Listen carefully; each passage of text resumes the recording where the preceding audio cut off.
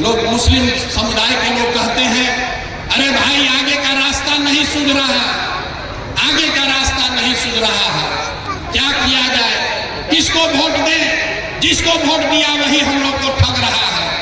हम आपको बता रहे हैं कि आपकी ये दुर्दशा क्यों है, आपकी ये दुर्दशा क्यों है, ये आपको बताने आए हैं। इसलिए नहीं कि लालू जी ने आपको ठगा, इसलिए नहीं कि कांग्रेस ने आपको ठगा, आपकी दुर्दशा इसलिए है, मुसलमानों की दुर्दशा इसलिए है कि आपके दीन में, आपके कौम में सामाजिक राजनीतिक जीवन के नजरिए से जो बातें पैगंबर साहब ने आपको बताई, आपने उसका भी ध्यान नहीं रखा है। जिस कौम के सबसे पवित्र ग्रंथ कुरान का पहला शब्द है इकरा, जिस कौम के सबसे पवित्र ग्रंथ कुरान का पहला शब्द है इकरा, मतलब पढ़ो, वो कौम आज देश की सबसे अनपढ़ कौम है और आपको अपने बच्चों के पढ़ाई की चिंता नहीं।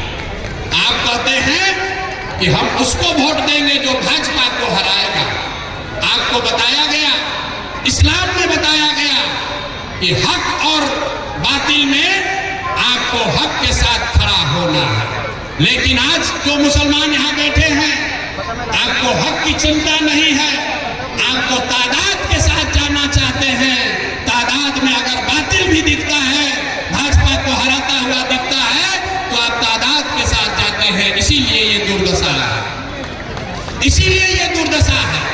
अरे भाई हम आपको क्या सिखाएंगे अगर आप पैगंबर साहब की बात नहीं मानते हो, अगर आप इस्लाम में सिखाई हुई रास्ते पर नहीं चलोगे तो आपका दुर्दशा तो होगा ही होगा। आप कह रहे हैं कि हमारा रहनुमा कौन होगा? पैगंबर साहब ने कहा कि जिस कौम को अपने रहनुमाओं की समझ न हो, उसके ऊपर जालिम हुक्मरानों को मुसल्लत कर दिया जाता है।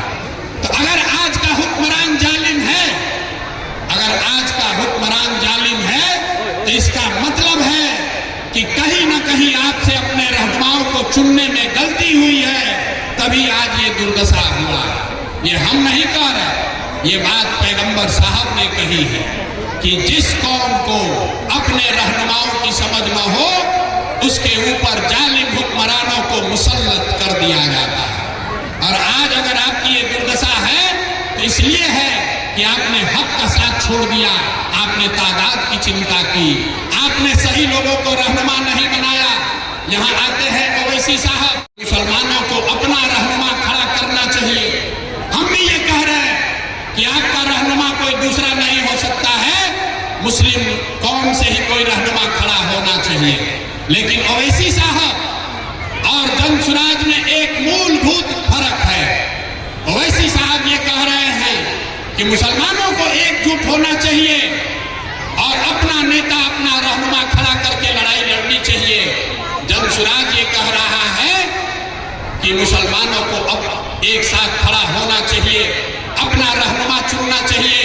लेकिन ये जो लोकतांत्रिक लड़ाई है वो अकेले नहीं, उन हिंदुओं के साथ लड़ना चाहिए जो विचारधारा के आधार पर आज भाजपा से लड़ने को तैयार है। इसीलिए जनसुराज के झंडे में दो ही चित्र है, एक गांधी और एक बाबा साहब अम्बेडकर।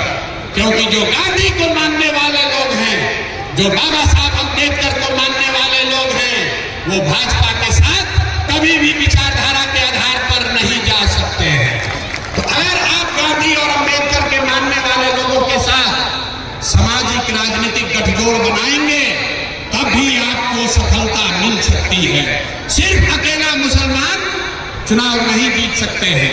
अगर आपको चुनाव जीतना है, रहता है और पूरे देश में भाजपा को 35% वोट मिला है, तो गणित का 5वां क्लास का विद्यार्थी भी बता देगा कि 80% हिंदुओं के इस देश में अगर भाजपा को 35% वोट मिला है, इसका मतलब है कि आधे से ज्यादा हिंदू आज भी भाजपा को वोट नहीं देते हैं। जरूरत इस बात की है कि उन हिंदुओं को पहचानिए, जाति के आधार पर नहीं, विचारधारा के आधार पर। जो हिंदू विचारधारा के आधार पर भाजपा से लड़ने को तैयार है, उसके साथ सामाजिक राजनीतिक गठजोड़ बनाइए, तभी आपका पलड़ा भारी होगा।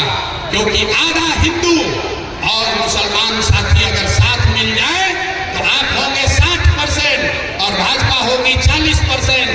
यही तरीका, यही हथियार है भाजपा को हराने का, दूसरा कोई